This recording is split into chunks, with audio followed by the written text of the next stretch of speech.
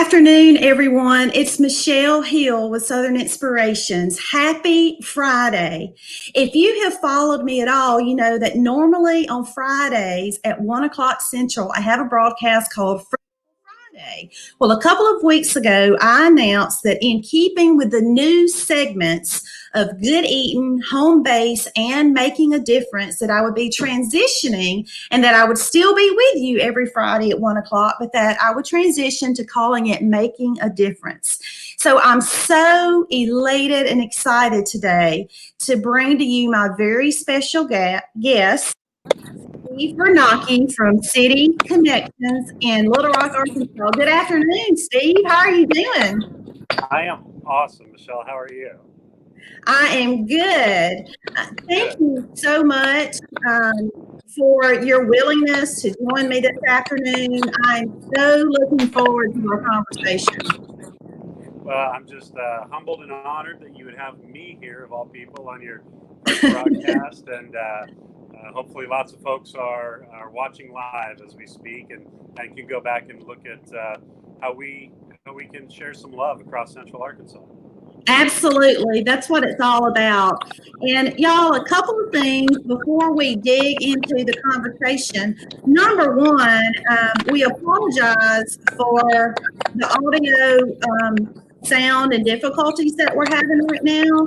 I'm making an assumption that you guys watching can hear it because we can hear it. There's some sort of distortion or clicking noise, and it sounds something like a fan blowing. I don't know where in the world all these distractions are coming from, but we're going to just pray those away, and we're going to ask for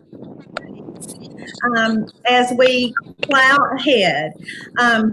So, Steve, with that, I do want to jump in. You are a professional, self-proclaimed professional do-gooder, but it's a title that fits you very well. And then your professional title is Executive Director of City Connections. And man, your nonprofit background goes back 30, 35 years, well beyond City Connections, right? Yeah, well, growing up, I was very fortunate to have a mother and a father who were extraordinarily involved in our community. And grew up in Phoenix, Arizona, went to North Phoenix Baptist Church, and that church was just a huge, huge launching point for my soul, my heart, my mind, how I try to go about things.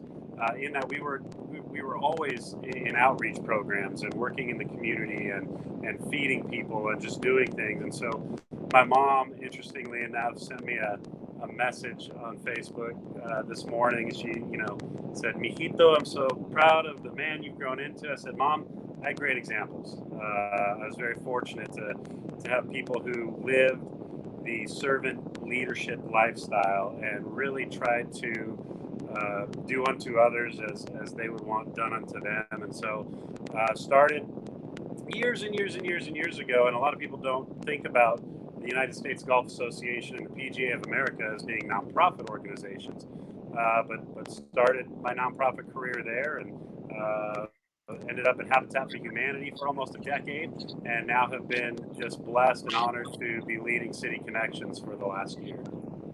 Wow, extensive background and an even larger heart. And what a difference that your background and your connection and just your life experience has made in preparing you for such a time as this. Yeah, I've been talking to a lot of my colleagues, men and women of color all across Central Arkansas. Obviously, this is an interesting time in our history.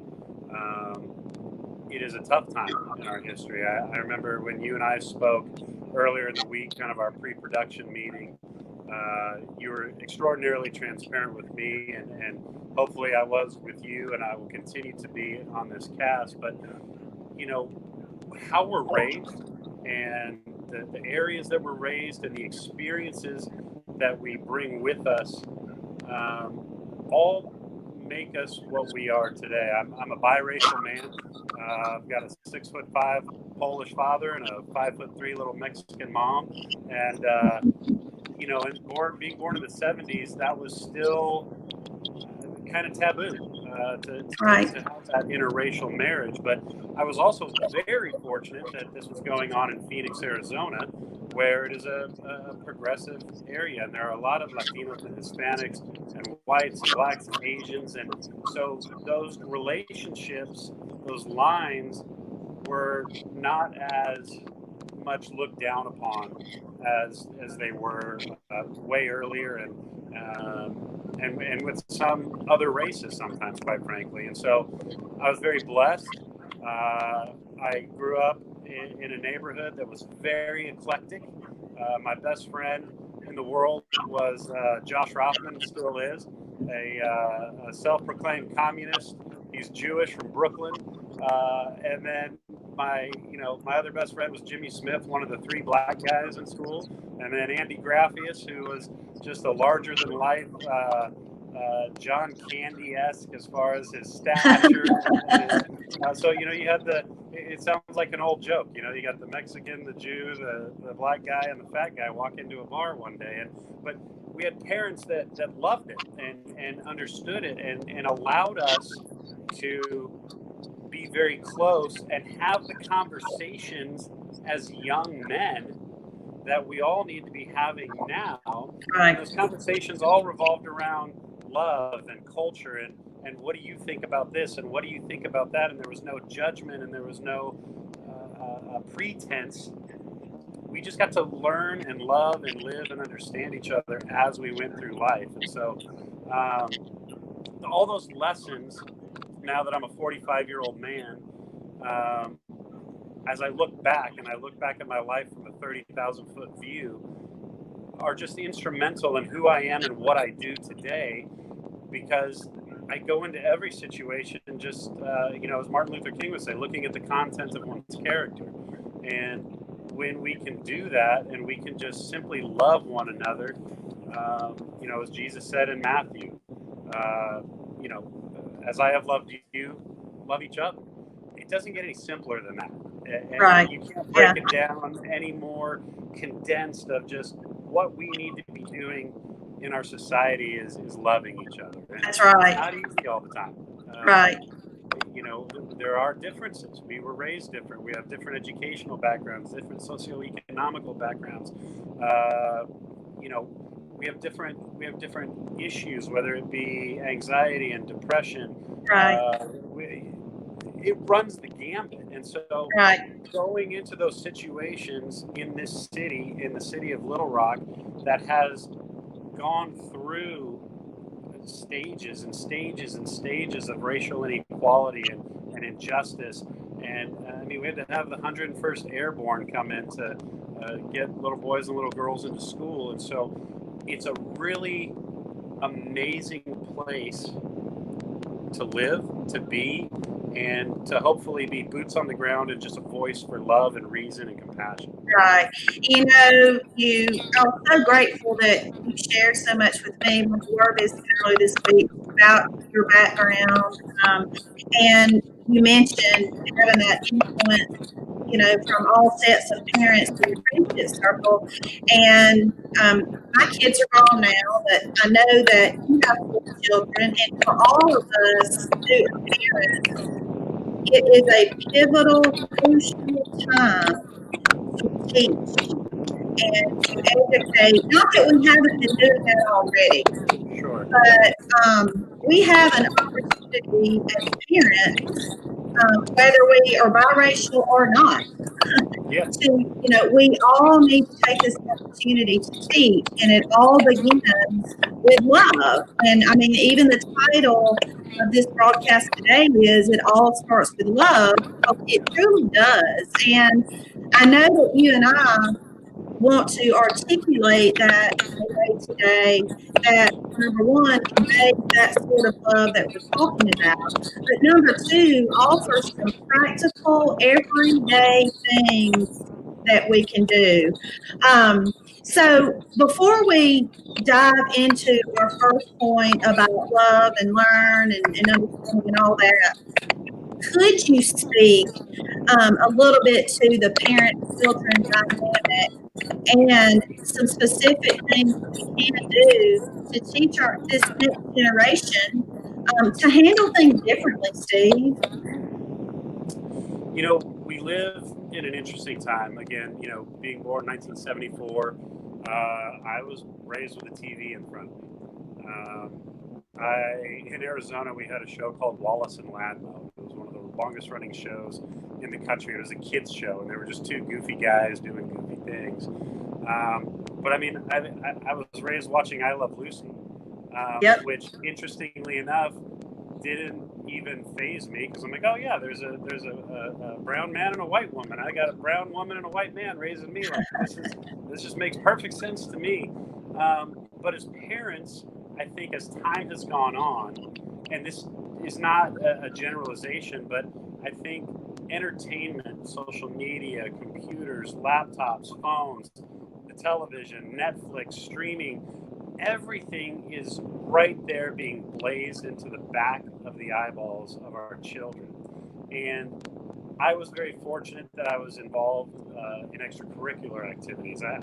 I am not a sit-at-home guy. This whole pandemic this is tough for me because rough for us extroverts. I'm the same way. Yeah. But I grew up playing sports. I grew up in the theater. My friends that were in the band, that were in student council, that were doing things, that were in auto shop. I think now more than ever, it's important for kids to become involved in some way, shape, or form in their community, even if that community is in their school community, because our schools are becoming more and more diverse as time goes on and as populations spread. And it's important, at least it was important for me, it was important, kids aren't stupid.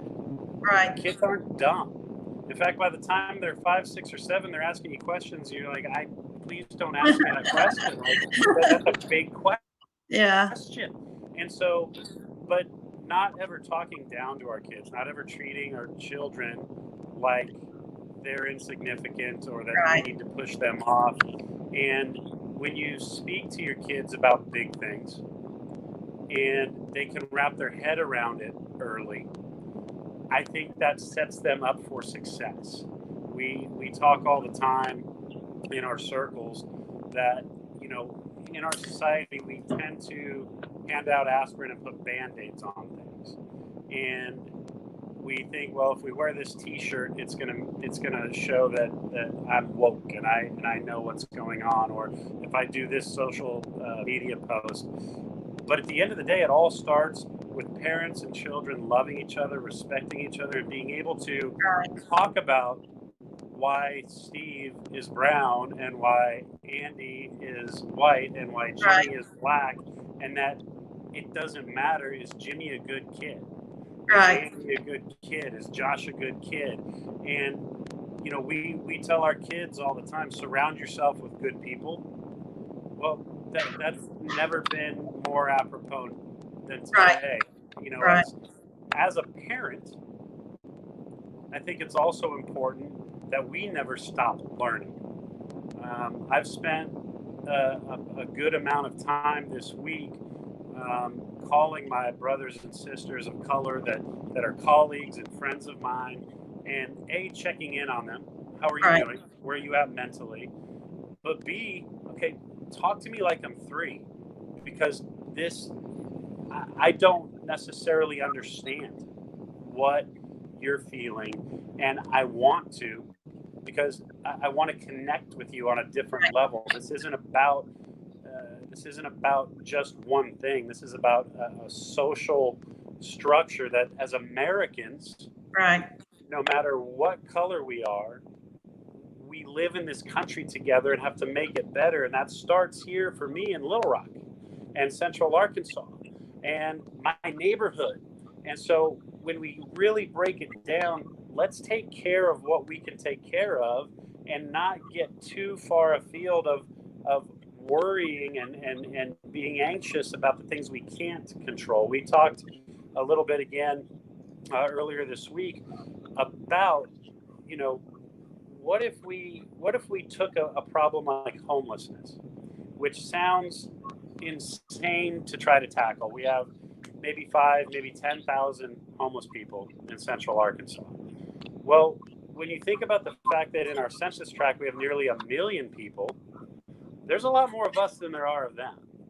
And if we got together and said, we're going to tackle this systematically at its core, not just bits and pieces here and Right. Band-Aids and aspirin, all of a sudden it's not as big of a problem as we might have thought it was. And you can look at that in your own neighborhood. You know the people in your neighborhood that need help. You know the people in your church that need help. You know the people down the street that need help. Okay, well, start a conversation. And it's hard. It's very hard because you don't know them. They don't know you. And so it takes a bit of bravery and a bit of getting outside of yourself to have that conversation. And that goes exactly to the point of talking to your kids. We have to be brave enough to talk to our kids. And we have to be brave enough to tell our kids, guys, I don't know. Right. I don't know right now. I know what you're feeling, but let's get together with some folks that can help us through these things. There are resources everywhere, and we need to be able to collaborate and use those resources and come together from a place of love, not a place of fear, so that we can actually tackle some of these core problems and not just hand out medicine. Absolutely. That is the heart of it. The love is the heart of it. And that leads us to kind of the first topic that we want to dive into. And that is love, listen, learn, and understand. And gosh, that listen part, I mean, it's all key. But we can learn so much for using the 2 ears and the 1 mouth. And so, speaking of that, we seem to have the most feedback and noise when I'm talking. So, I was telling you before we went live, I was like, that's okay because I need to talk less and you need to talk more. So, tell us, and these are your words. I give you credit, for putting these points together. I simply agree with you, and I'm coming alongside of you as your sister in Christ, as your friend, as your neighbor, as now a partner, if you will. We're locking arms in this together. But speak to that, Steve, about just how it does for the heart and ears. Yeah. And go from there. Yeah, I've been telling a lot of my friends, I felt this weekend, I felt angry. Hey, Steve, you cut out 2 or 3 times. I'm so sorry. Could you repeat that opening again? Because I lost you just a second. Yeah, no, I said this weekend, I felt angry. Okay.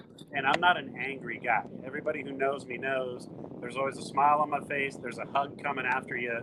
Like, this is how Steve rolls. But this weekend I was angry, and I could not wrap my head and my emotions around this fuzzy little ball of anger that was going on inside of me. And what I ultimately have grinded through prayer, through talking to my wife, through talking to my friends, is I'm just like everybody else. Everybody else that I've spoken to, and when you say the listen part, I am doing with them what you're doing today with me. I'm asking the question and letting them talk, because I think I'm the smartest guy in the room when I'm all by myself. But I know I'm not the smartest guy. But I know I'm not the smartest guy in the room hardly ever. And if I am, we're in the wrong room, I promise you. But that piece of listening, that's hard for me.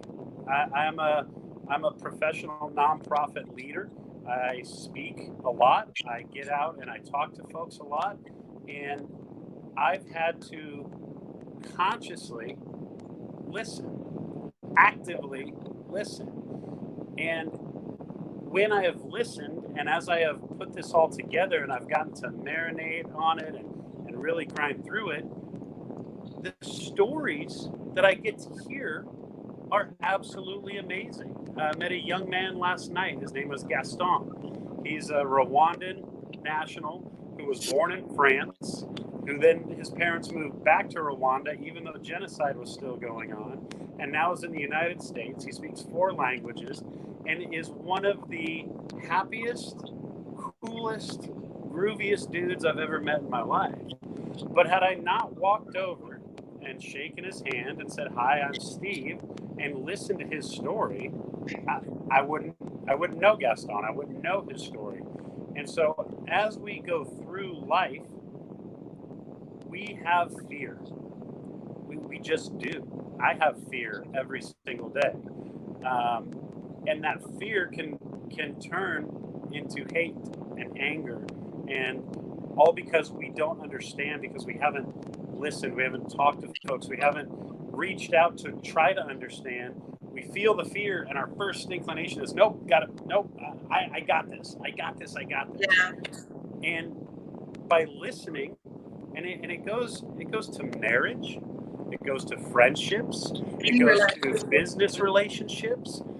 If we're not actively listening first, we're in trouble, and we are not going to be able to have reasonable, rational, and real conversations until we're allowing ourselves to shut up and listen. And when you do that and you start to learn, through education, through learning comes understanding. I have a lot of conversations with folks. When I was growing up, I was an English major. I read a lot of things. And the one that stuck with me was from Henry David Thoreau. And when he was sick of the world and had to get away, he went and isolated himself on Walden Pond. And in that book that he wrote when he was there were a couple of sentences that stuck with me. And it was simplify, period, simplify, period. Simplify. Simplify how you go about your day. Don't get caught up in the rigmarole. Learn about people, talk to people, listen to people. And by doing that, it is going to create a real synergistic, relational understanding of who that person is. And I know that, you and I spoke the other day, and you were awesome. You're like, well, I'm just a pretty little blonde girl from the South. I just don't know what's happening. And I told you, I said, well, you know what? Keep reaching out to people that are different than you. Keep reaching out to people that were raised differently than you. Because as we go down the block, and as I've spoken to people and I've listened, what I've learned is that we're all the same. And when I say we're all the same, it doesn't matter if it's a Black community, a Hispanic community, a white community, a low-income community, a high-income community. Across the board, you're going to have lots of different ideals and feelings and perspectives and paradigms that shouldn't shock us, but I think sometimes does. We go, wait a minute, you're not the same color as me, but you think like I do? Well, yeah, we're Americans. We're still raised here. And so we're going to have a lot of likenesses, and we're going to have way more in common than we have differences. We all want our kids to be raised well and have a great education and be good kids, and it doesn't matter. So that piece of listening turning into understanding, it can't be overstated. Absolutely. And that's so true, Steve. And even after you and I spoke yesterday, I reached out to another friend of color last night, and I just said, obviously, like, how are you after how are you doing? I just said, I need some help. I need some help. I want to be transparent. I want to be open. And this friend is in particular that I knew I could be completely raw, completely transparent, and just lay it out there, share my struggle with her. And I asked her some very direct questions. She gave me very candid, honest answers to what I wanted. And, I committed to her that, first of all, that I will continue to for her. her and her children are going through. But secondly, that I said, I will do what I can, one thought at a time, one choice at a time, and one moment at a time. I will begin to think and act differently. I'm not promising huge mindset shift, like this big that. But in each one, she gave me a couple of specific examples that as a woman of color, what she's dealt with her entire life, which sadly, Steve, that's just the norm. That's just the norm. But it's also the norm that we as people of non-color, we don't, it kind of goes back to the you don't know what you don't know. And so until you know. But with knowledge, I always say with knowledge and awareness comes responsibility.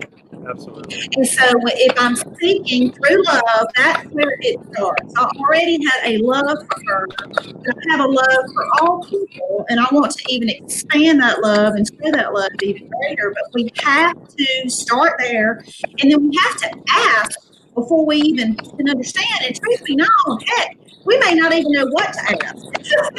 But just reach out and say it. And that's why I said, I just need help. Like, help me get going here. Help me to understand. And it was just a beautiful conversation. It really was. What's really cool about this time right now, because I've heard it from a number of my friends, they're exhausted. Yes. Having these conversations. Right. Because, my friend Richard this morning goes, Steve, I've had more conversations about race and culture in the last week than I've had in the last 10 years. And I've heard that echoed from some of my other friends, which to me, therein lies the exact point that if we're not brave enough to have these conversations all the time, and if we're not brave enough to open up with one another all the time, right, we're going to continue to stay divided. We're going to continue to be misunderstood. We're going to continue down the same path that we've seen happen over and over and over generation again. after generation. Yes, and so, my wife, she'll kill me for saying this out loud, but she and I are very different people, but that's why we're great together. But she always gets on me. She's like, Steve, how could you ask that? How could you, what do you do? I'm like, well, I'm not going to know if I don't ask. Like, if they're offended, they're going to let me know if that question offends them or if they don't want to talk about it. But it goes down to, I'd ask you a ridiculous question in public. I just would. I'd be like, Steve, what are you doing? I don't know if I don't know. We can't be afraid anymore. That's right. To not ask. Because silence and inaction and apathy is acceptance. That's right. And we as Christians, we as Americans, we as human beings cannot go forward accepting people getting pushed to the side, people getting discredited, people being not heard. And that's easy for me to say because, I'm just loud and I ask stupid questions all the time. But we have to get to a point where our fear is overcome by understanding. Yes, our fear absolutely. is overcome by relational aspects of our life that you can say anything to anybody because they're going to take it because you're coming from love and that you're going to listen and that you're going to learn and that understanding will help us move forward as a nation, as a culture, as a people, as God's children. Right. And, with that, we have to put ourselves in vulnerable situations. Yes. And again, that kind of plays back to fear. If you let fear take over, we're not going to be necessarily willing to be vulnerable. But when we are willing to put ourselves out there, there's such a beauty that forms and, divine connections, strengthen relationships. It reminds me of the scripture that perfect love casts out fear. Yep. I put that so much in my own spirit. There's so much truth in that. I want to talk specifically about city connections. I know that most most people in Little Rock and Central Arkansas are probably aware of it, but I'm guessing that there's a ton of people that don't know about it as well. So give us a little insight into what the organization does. And I know there's an event coming up in October. It's going to be a little bit different this year. Tell us about the organization itself, your vision, your mission, and then about that event. Sure. So City Connections was designed to connect the church and the city. And at its core, we're there to mobilize the church. We know that there are problems and issues and things all over our city that need attention. And we also know that we're very fortunate to live in a state that is very well populated with churches. But just because we're populated with churches doesn't mean the churches always know where those needs are. And our churches do a great job of identifying needs, but sometimes they just don't know where to start. So I sometimes tell people City Connections is like the eHarmony between nonprofits and churches. So if the nonprofit needs volunteers, we can help effort and find churches that want to volunteer. If a church is looking to do something and they don't know where to start, we will make those contacts with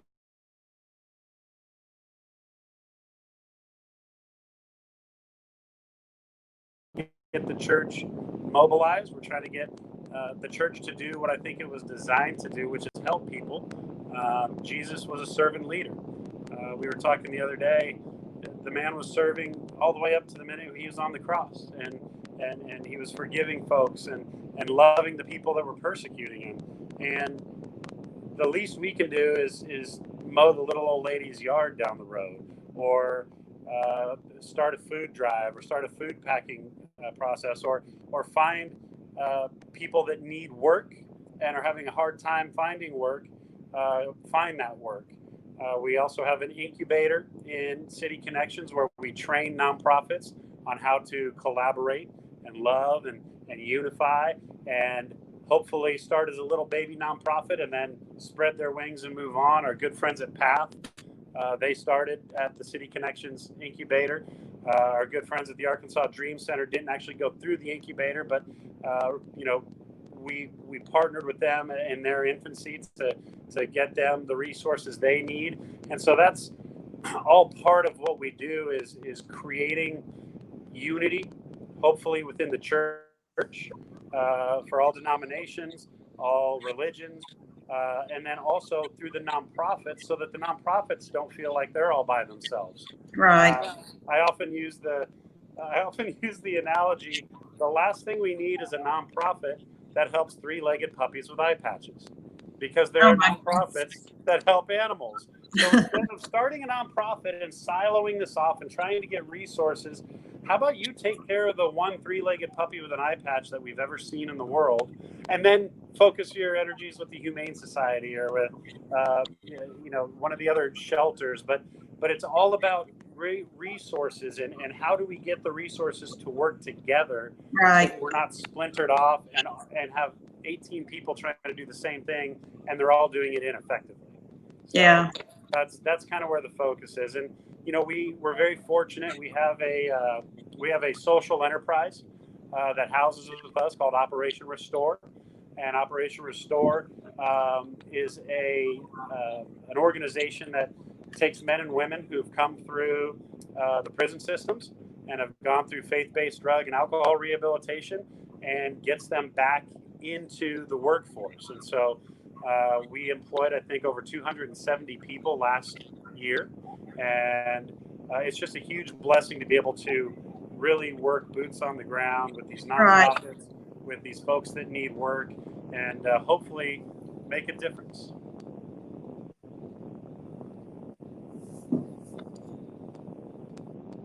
I see you playing with your computer there. Yeah, you keep kind of cutting out, and keep kind of losing the connection. So I apologize for that. That's okay. All right, we have about a 2-minute tip, I think, about Operation Yeah. Restore. I'm going to try to share my screen. Okay.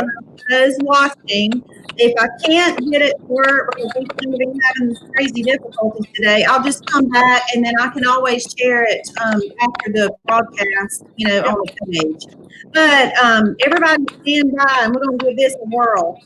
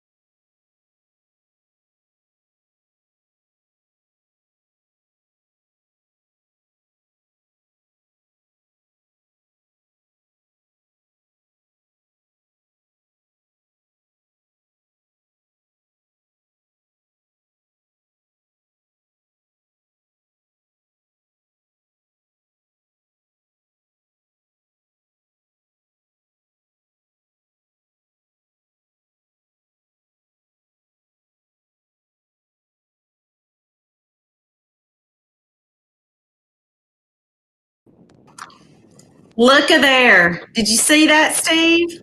That was pretty awesome. You looked like you knew what you were doing. Yeah, hold on just a second. There we go.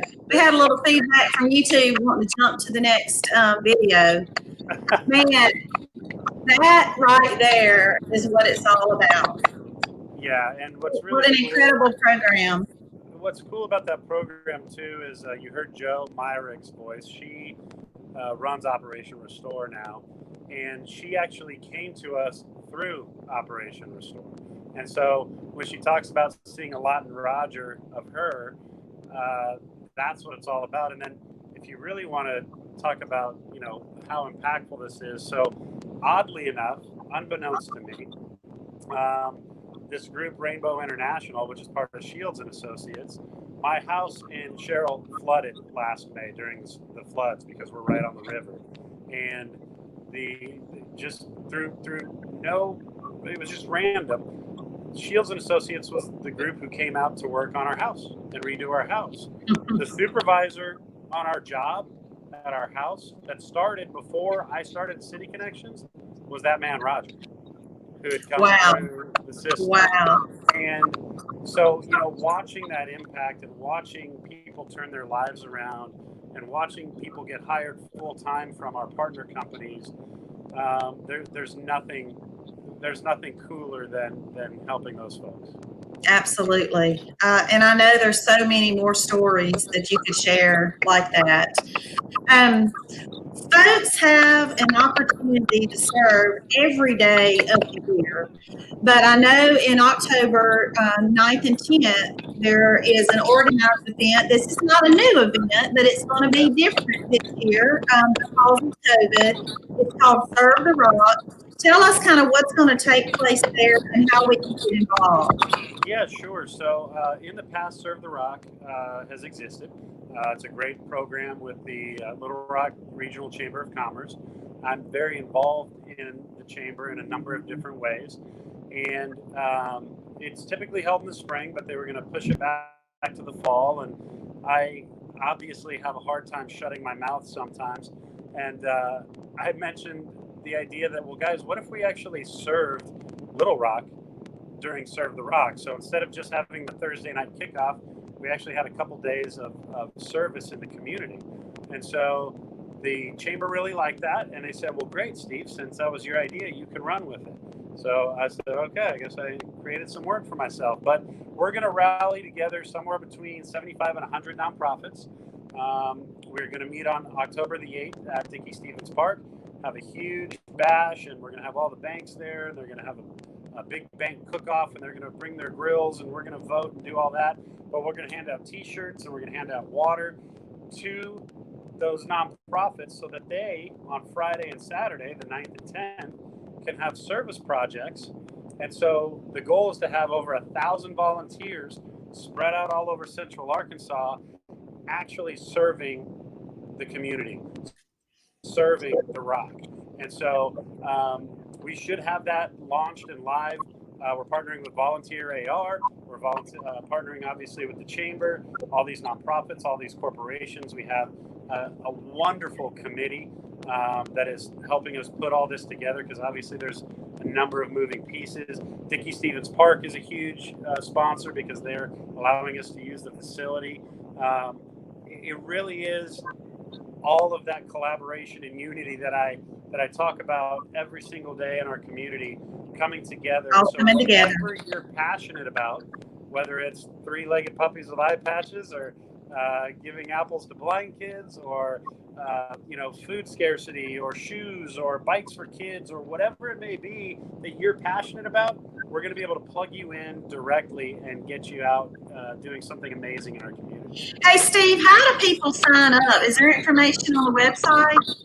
Yeah, so like I said, we should be going live very soon. We're still okay. I gotcha. We're still in the process of making sure all of our nonprofits are ready. Okay. They will all sign their projects up on volunteerar.org. Gotcha.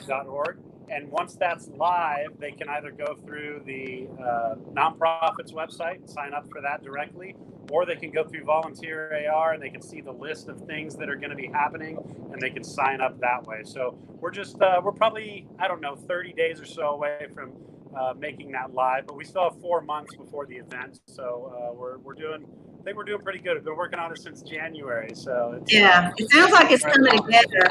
I want to pop that website up there. It's volunteerar.org. Is that what you said? Correct. All right. Let me get that up there real quick. There you go. And that's a great website even now. Okay. Because there are nonprofits that put their projects up there all the time. Okay. So, we talked earlier about teaching our kids and educating our kids and getting our kids involved. Right. This is a great way to get them involved. And then they can also go to our website, cityconnectionsinc.org, and they can sign up for our mailing list. And we send out a weekly email that tells people all the fun stuff, or all the important stuff, or all the weird stuff that they can get involved with that coming weekend or that coming month or whatever it is. So we update that weekly to try and keep people abreast of all the great opportunities that there are to help. Great. Thank you so much for that. I want to kind of transition to our final topic, and we've already mentioned both of these words, but as we do prepare to kind of close our time together, we want to talk specifically and very directly and practically about unity and collaboration, and truly what that means, not only for City Connections, but for us as individuals, as parents, as business owners, as employees, as church members, that it no longer be words that we throw around, but that we really do operate from that spirit of love, take steps to create unity and collaboration to close that gap. It is so hurtful to know all of this is going on in our world today. So, speak to us about just more about that, Steve. Yeah, so, City Connections, again, the backbone of City Connections is that collaboration piece, bringing the nonprofits together and helping them understand that we're stronger together than we are apart. Muhammad Ali, it's an obscure reference, but he was, poking at a press corps person. And the guy's like, "What are you doing?" He's like, "That's annoying, isn't it?" He goes, "Well, yeah." He goes, "Yeah, but if I take all these and put them together, then I'm going to be able to hurt somebody."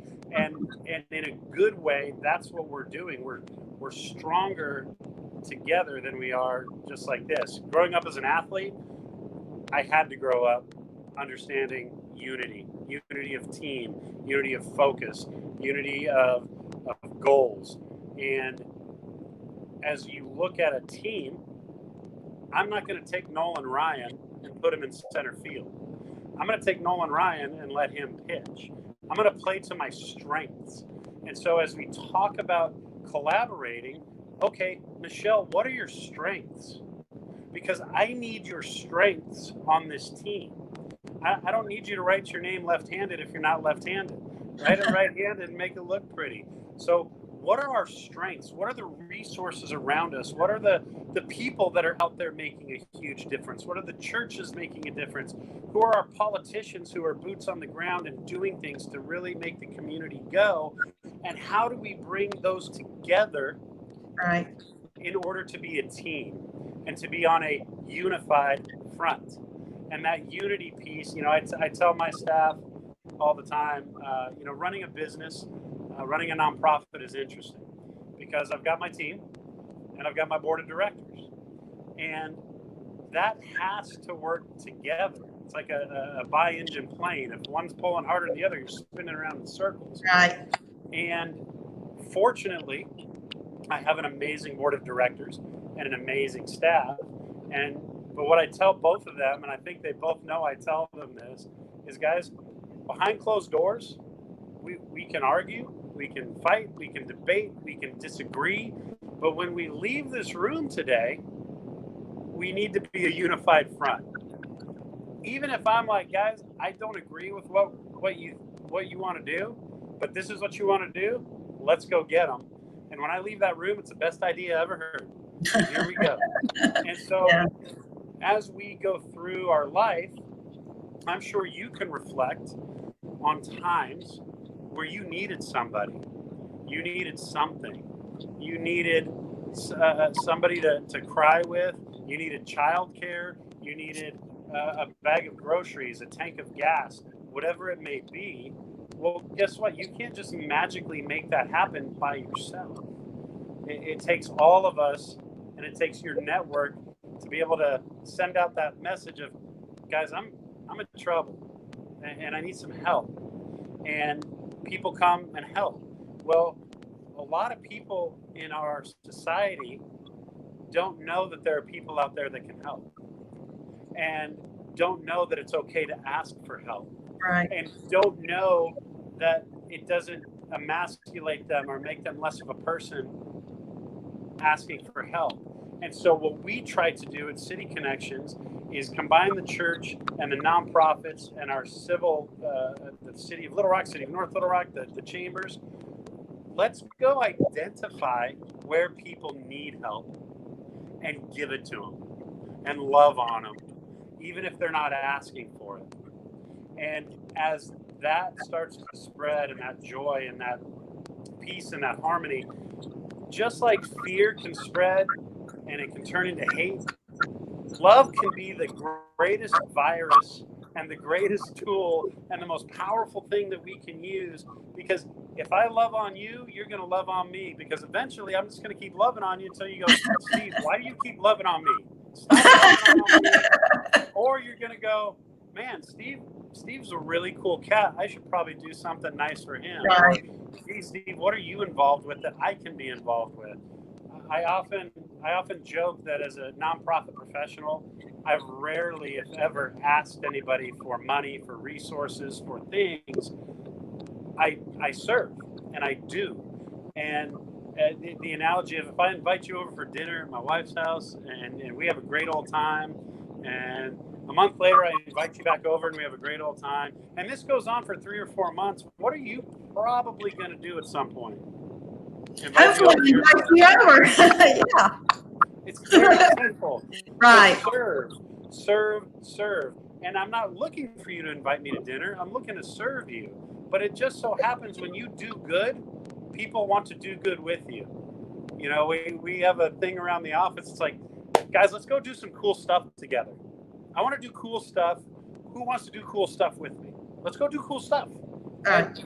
I fail all the time. Some of my cool stuff ends up being like, well, maybe we'll do that again. Cool. Yeah, maybe that wasn't as cool as I thought it was, but we're always trying, we're always striving, we're always just trying to reach out to people and let them know that they are special, they are wonderful, they are loved, they are a child of God, and if you need us, we're right here for whatever you need. Thank you so much. I'm going to pop the website up again. I want to be sure that that's up there at the end of our time together so that people have it handy. This has been such a great conversation. Lots of things that we know, but we can always just use a refresher, a reminder. The other thing is that each one of us, one individual has the power to make a difference in multiple lives, with multiple organizations. A smile, a simple smile goes such a long way. Acts of love, even if it's something small, it doesn't have to be financially. It doesn't have to be a monetary gift. We all have God-given skills, gifts, talents, abilities that we can use to affect change. And during this time of unrest, I started to say coming out of COVID, but we're not out of it yet. In the midst still of a pandemic and nerves and emotions and everything else on edge, now the racial unrest and tensions that we have, we can still, particularly as believers, make a difference through acts of kindness and love. And that costs nothing but a heart for it and a little bit of time. That's exactly right. I tell people all the time when, at the end of this, I hope everybody who's been watching is like, man, I'm fired up about pumped up and I want to go do something. That's right. Because we were talking yesterday, just do something. Well, yeah, but yeah, exactly. At the same time, if City Connections isn't your bag, isn't something that you can really grind your teeth into, do something. Right. Do something. It takes nothing but, you said it, time and your heart. What are you passionate about? Go do it. Right. It's America. We can go do whatever we want to do. So find a passion and follow it and do it. And you will be happier, your kids will be happier, and our community will be way better off. That's so true. Steve, thank you again for your time, for your heart, for your passion, for the city, for the churches, for people, for Central Arkansas and Little Rock. Thank you again for sharing all of that with us. For everyone that is watching, thank you. Thank you for your support of City Connections, for your support of Southern Inspirations. Steve and I challenge you to go do something. We challenge you, if you're not already involved with somewhere, some organization, get involved. We invite you to join us. If that's something that you're interested in, I invite you to share this video as much as you can across the page. Ask your friends to share it, not to glorify us, but to glorify the kingdom and to spread the word that love really does have the power to move mountains. So, anything else, Steve, before we call it a day? Just thank you so much for this opportunity. Thank you for your partnership. Thank you for your transparency. Like I said, not everybody was privy to our conversation pre-production. but you're just you're a cool chick. I dig you, and I'm happy to be your friend, and Thank hopefully you. we can be resources for each other. Absolutely. I look forward to working with you. This is just the first of many collaborative efforts together. I feel it in my bones. So thank you as well for the opportunity. All right, everybody. Have a wonderful Friday and an enjoyable, healthy, safe weekend. And we'll see you soon. Take care. God bless.